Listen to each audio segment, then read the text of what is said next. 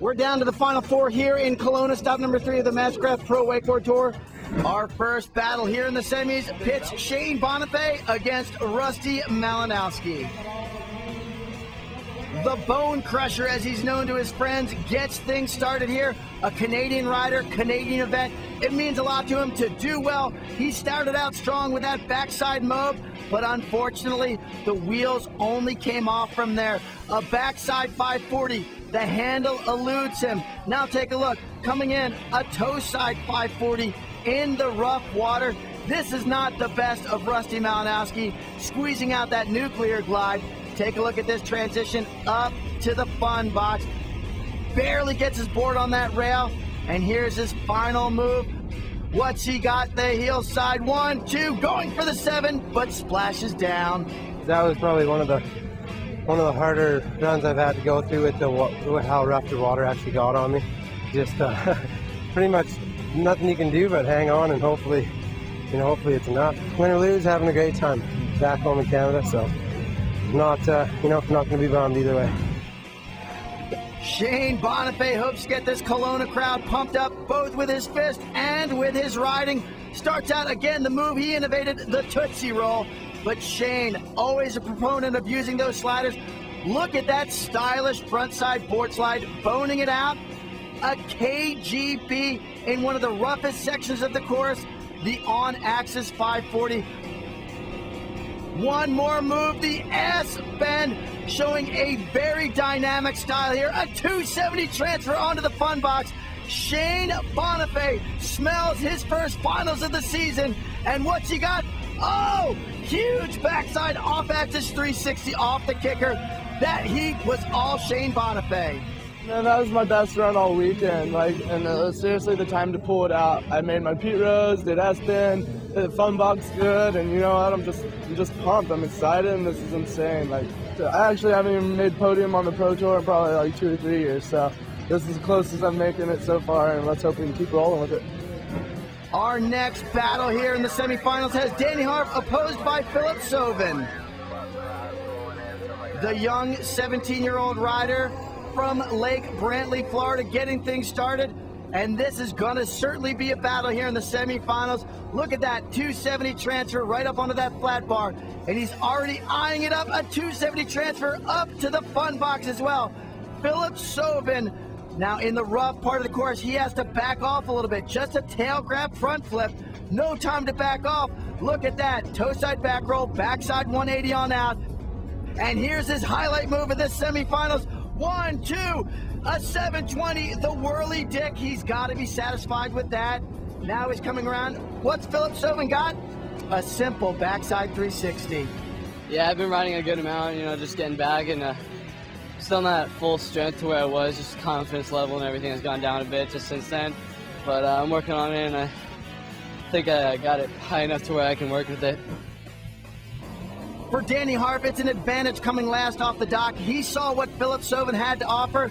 He can now match up his run accordingly, and he's one of the best in the business. Look at that. 270 transfer on up to the flat bar slider. A toe side approach to the fun box in the rough conditions, and a 270 transfer there. Danny Harp in these trying conditions, riding with a lot of confidence. There's the Moby Dick, handle pass Mobe. He's going to wrap it up right there. Just a scarecrow as he's bouncing through the end of pass 1. Back through now, pass number 2, getting up on that fun box. What does he have here? Toe side back roll, nuclear grab, backside 180 out. Oh, a humongous 720 in the middle of his run. That may be what it takes to get through this, but he'll need this as well. 1, 2.5, a 900 from the hillside on the double up. Watching one of my best friends, Danny Harp, go, and he's just on fire right now. I'm not even trying to be at that level, but I'm trying to be at that competition with that same mind frame, you know what I mean? Those guys come into it and they're ready to go, and I don't think I've been like that for the last few years, but today and yesterday was pretty comfortable. So our championship final is set. It's Danny Harp taking on longtime friend Shane Bonifay. Once again, Shane Danger pumping up that crowd. It's his first final of the year, and he's definitely feeling it. Again, the move he innovated, the Tootsie Roll. right on up to one of his strengths right there, sliding on that flat bar. Does he come up one more time? No. 10 feet away from the crowd, cutting in the KGB.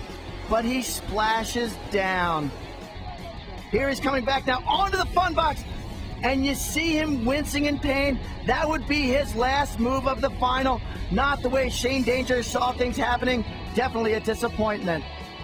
I think one of the main reasons I've been more consistent this year is just put in a lot of time training and, you know, really focusing on each round and trying to take it one trick at a time. Even though he just saw his good friend Shane Bonifay go out with an injury, the big batwing, 270 on up to that flat bar, and another toe side approach onto that fun box. So difficult.